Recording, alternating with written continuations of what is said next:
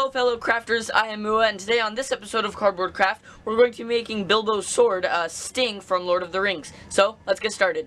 First, you're going to want to print off these templates that I so generously created for you guys. Yours won't look exactly like this because these are the originals.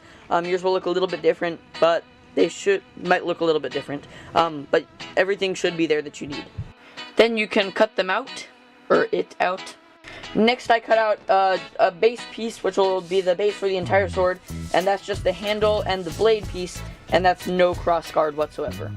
Then you can cut out two pieces of just the blade that have the corrugation going this way, because, as I forgot to mention earlier, the center piece should have the corrugation going long ways, and then all the rest of the pieces that we're going to cut out are going to have the corrugation going this way. Then you can cut out four handle pieces, again with the corrugation going across. Then you can glue everything on that we just cut out to get something like this. Be sure to draw a line from the here to the tip, because we're going to need that for the next step. Then you can use a knife to sort of sharpen the blade on only one side for now. I mean both sides, but like on one, like I think you can see what I've done here. Yeah. However, I didn't shave off any of the middle layer, so the middle layer is still totally intact. I only shaved off bits of the top layer of cardboard. Then you can glue the edge together. That was the middle piece. Then you can cut out an entire another sword piece. Be sure to mark the line down the middle. Then you can strip off the top of the cardboard, and then you can use it to cover up the sliced off portion. Then you can do the same, sorry about the focus, for the other side of the blade. Then you can cut out the crossguard pieces, being sure to add that extra layer of cardboard right there, in the same place on both sides for that 3D element. Then you can cut off a single layer of cardboard right between the handle and the blade itself. That will fit the crossguard in there nice and perfectly. This made me very happy. It's very satisfying. Then you can do a similar thing that we did with the blade. You can sort of just round out the handle with a knife.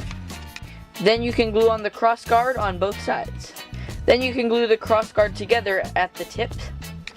Then you can use the backing of cardboard again. As you can see, I've stripped an entire piece here to cover up the handle as well as the hilt here, or the crossguard, whatever it's called.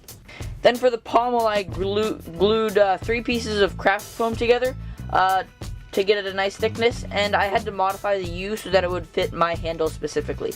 Then you can use a Dremel or just a piece of sandpaper to curve the edges, as you can see I've done here, and then you can hit it with a heat gun to seal up the foam.